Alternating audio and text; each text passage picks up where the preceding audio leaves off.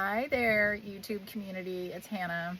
Today I want to talk about journaling, the practice of journaling, developing a journaling practice, or maybe you already have one. Probably you don't. I seem to be a little bit of a minority in the journaling department, but sure you've heard of it. It's like write stuff down somewhere that's not intended for consumption by other people. Crazy, sexy journaling.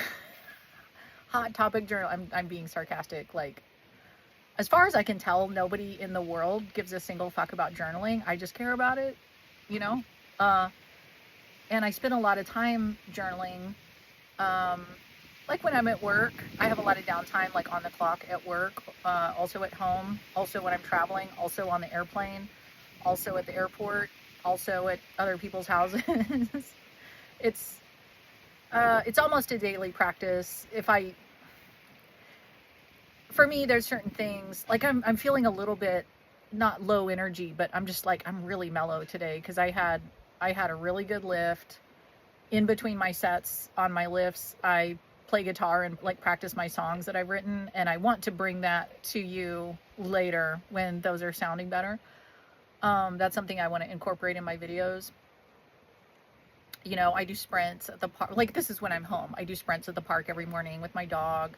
Um, I work on my book manuscript for at least an hour, if not a couple hours, you know, so there's like certain things that I do that are also practices that, like, the day is not over.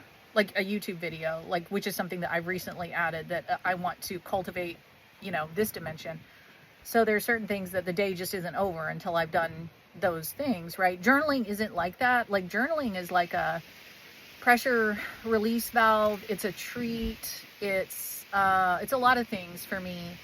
And there's likely nothing that I do like routinely that is more like opaque maybe to the average like other person. I mean, if I tell people that I like to write songs, they get that. If I tell people I like to work out and lift, then they get that. You know, I tell people I like to journal, they're like, why? You know? So, and generally speaking, what I would like to do with these YouTube videos is to tell you, this is what I'm going to talk about. And here's the things I'm going to hit. And I think by and large, I've been able to do that. This is a practice for me that I'm cultivating, getting better at delivering information and hopefully in an organized way for my purposes, you know.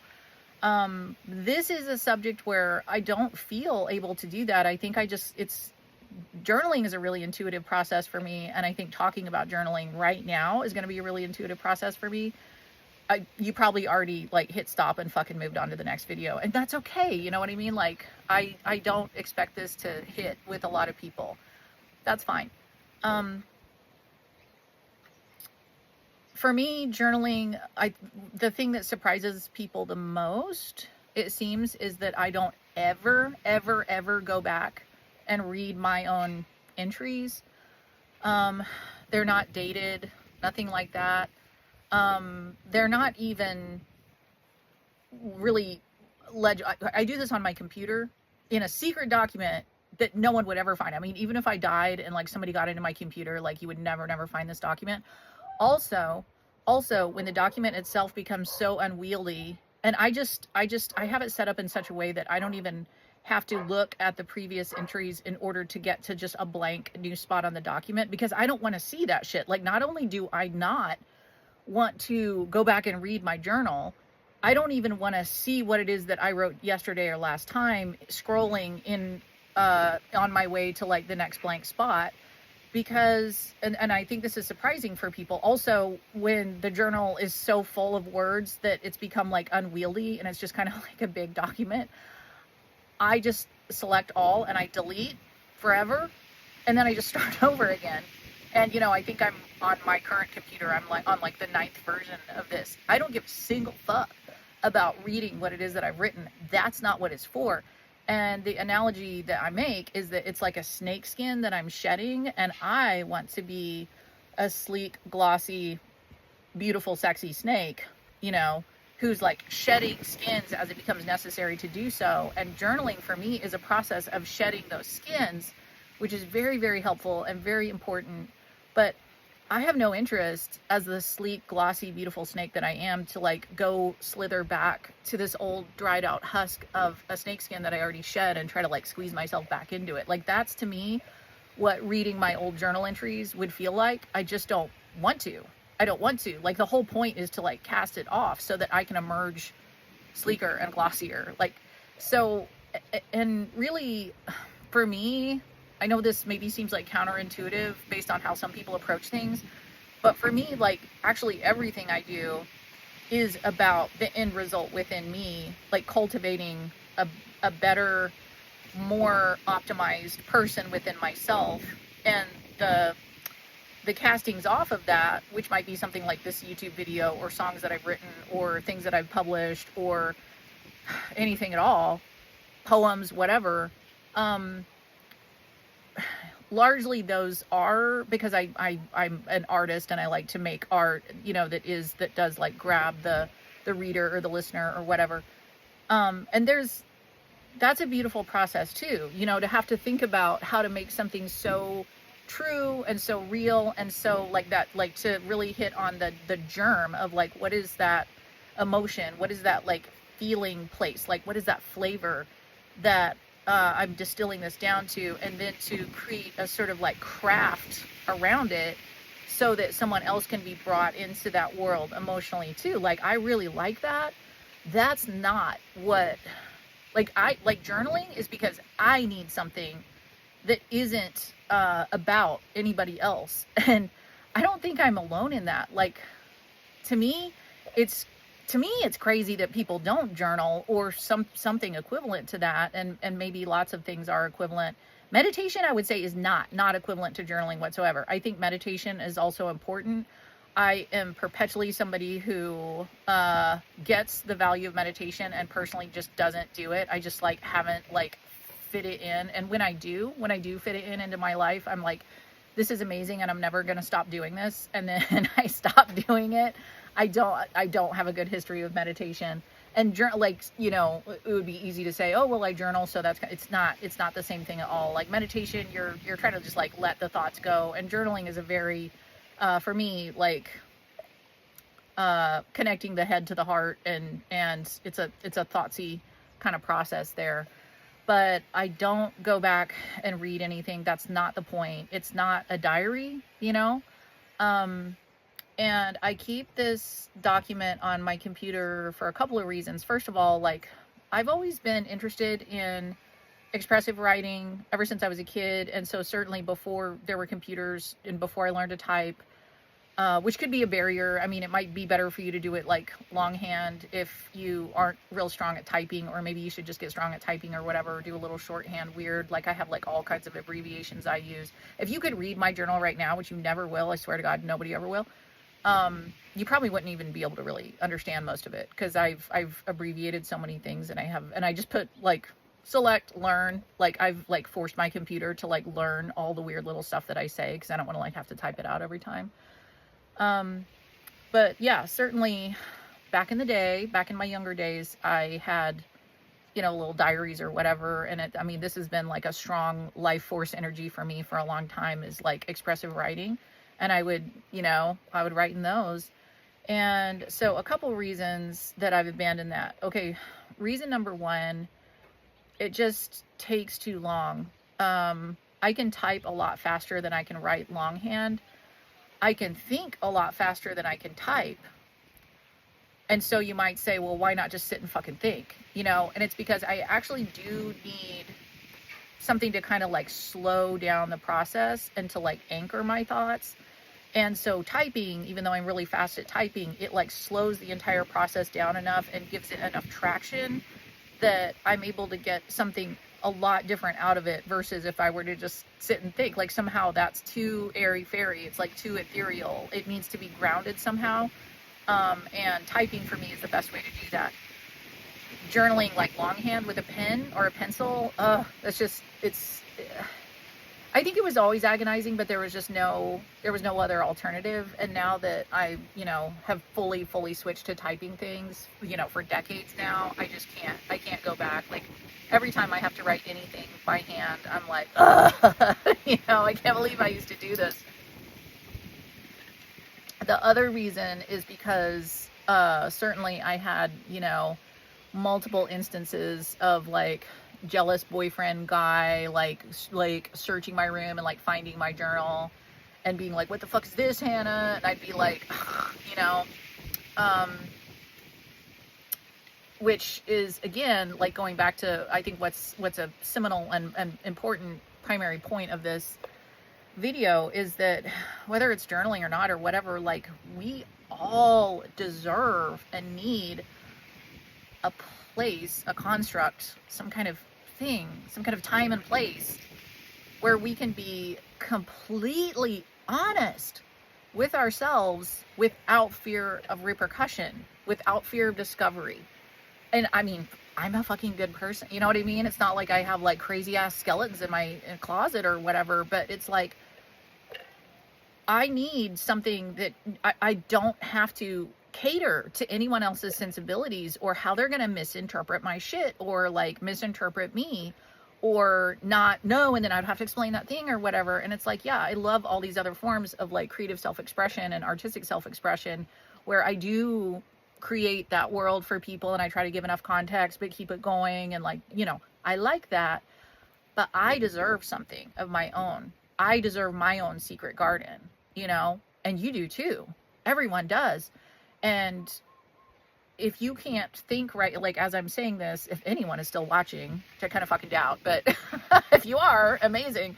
Like if you can't think right now of like what it is in your life that represents that secret garden that nobody can access ever. I'm not even saying like with your permission, like just never, like nobody else sets foot there ever.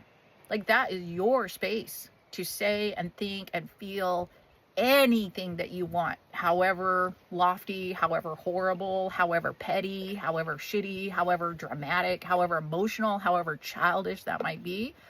If you haven't like consciously constructed some kind of thing where you get to do that and be that on a regular basis, then you're probably like holding a lot of stuff in that you would feel better letting out and processing, you know what I mean? So journaling is also free. I just want to say in this economy, there's lots of different ways to like work with your stuff. And there's lots of different like gurus out there with like courses that you can pay for or like shit that you can pay for or like books that you can buy and read. There's a lot of really good stuff out there. I'm not bagging on it, but I'm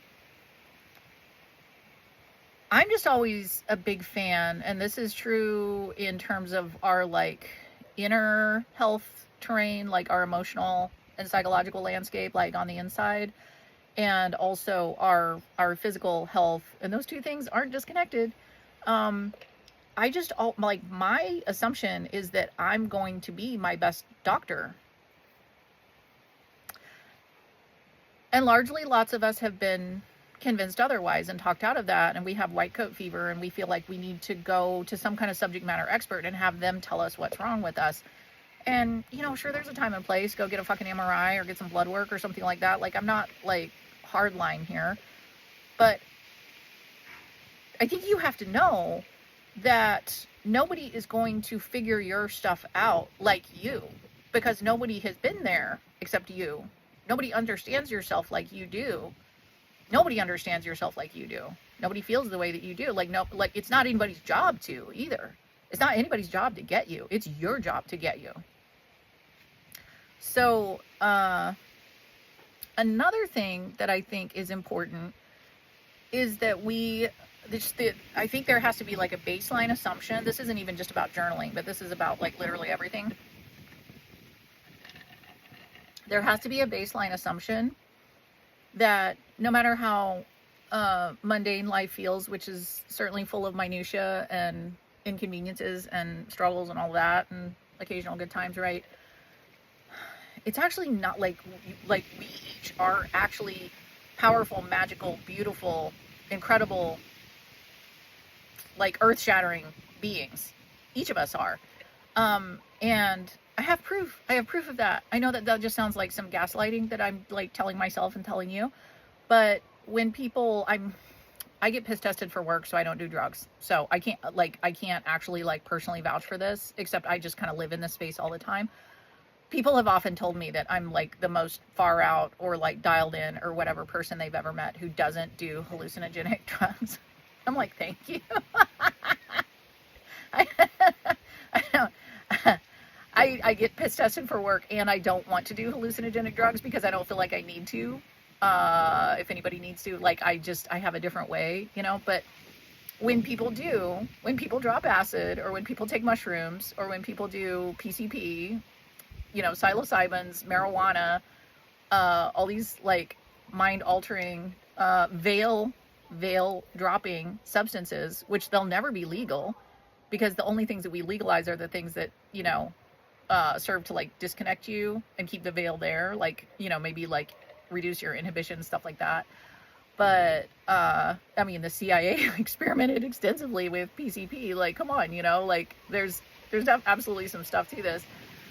When people like trip on these substances, they experience themselves as like full of God's light and love, and the universe as radiant and connected, and DMT, you know what I mean? Like, and then essentially we have like an ego and a veil that comes back down that we need because we would just like fall in holes or get eaten by animals or whatever. Like, we have to have this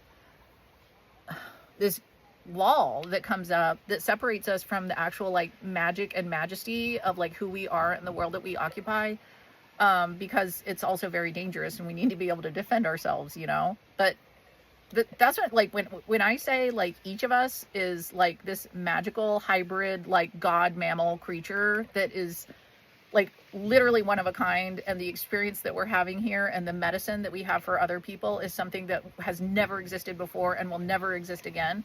I'm so serious when I say that. And the fact that everything feels so mundane and with so much minutia and just like such a grind is partly, you know, partly that wall that drops down so that we don't get eaten by predators all the time. But it's also partly, like I reference often, the matrix that we live in that is designed to make us fat and sick and gay and dumb and poor and low T and under muscled and like all these things, you know? So,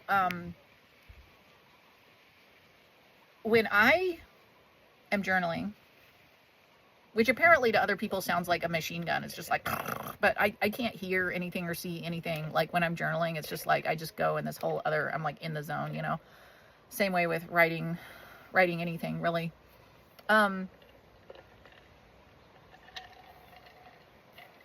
First of all, I'm very practiced at this, right? Like, first of all, I'm giving myself permission to absolutely feel and say anything that is relevant for me at that time. I don't have to defend it. I don't have to have anybody validate me on that. I don't have to like worry about losing somebody's respect over that. That's my space and that's my time. And I'm able to bring such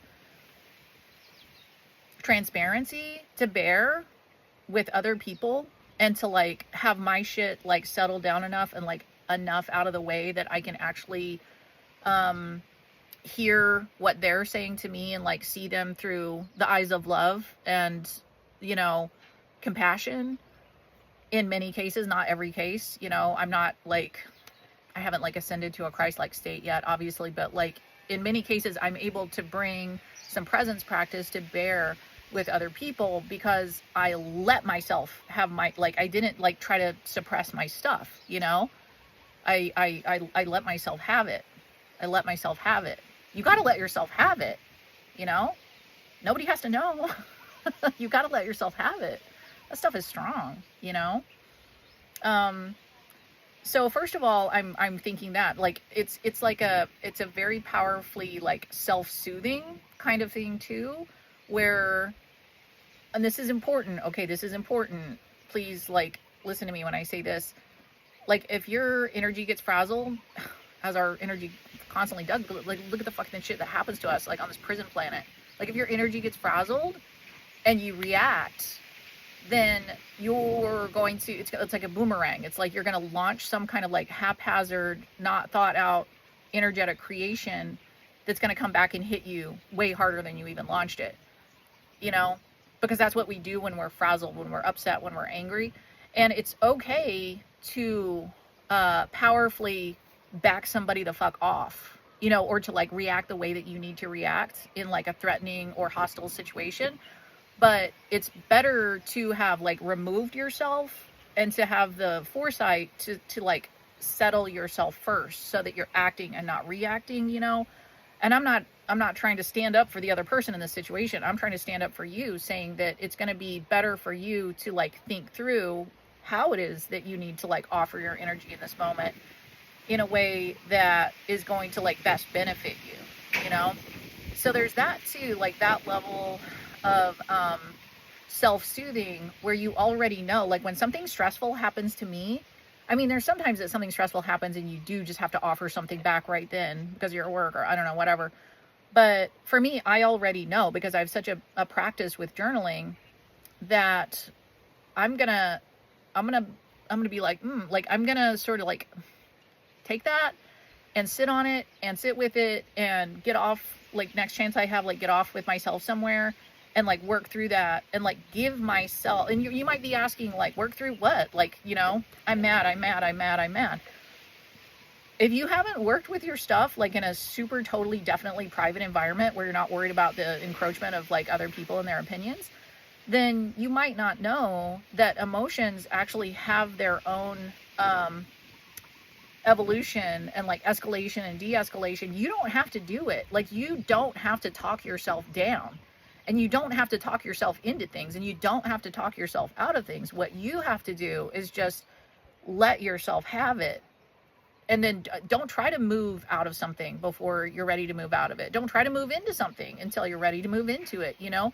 But you will find, and I think you might be surprised if you haven't kind of like worked with yourself on this level, that like emotions have this like powerful, they want to pull certain ways and they want to resolve and they want to help you integrate, and that things that are actually happening in your physical life are the universe's way of trying to like get your attention to help you like integrate something that's a pattern that you're going to keep experiencing it until you like react to it in a different way. And there's no better tool for kind of like stopping, you know, like freeze time. You can't freeze time, but journaling is in a way kind of like freezing time and being like holodeck, like pause, like freeze, you know, or like let me just work through this, you know, let me see my side of the street, let me like take ownership of that, you know, and okay, then you know, it's like a fresh way that you can come back. So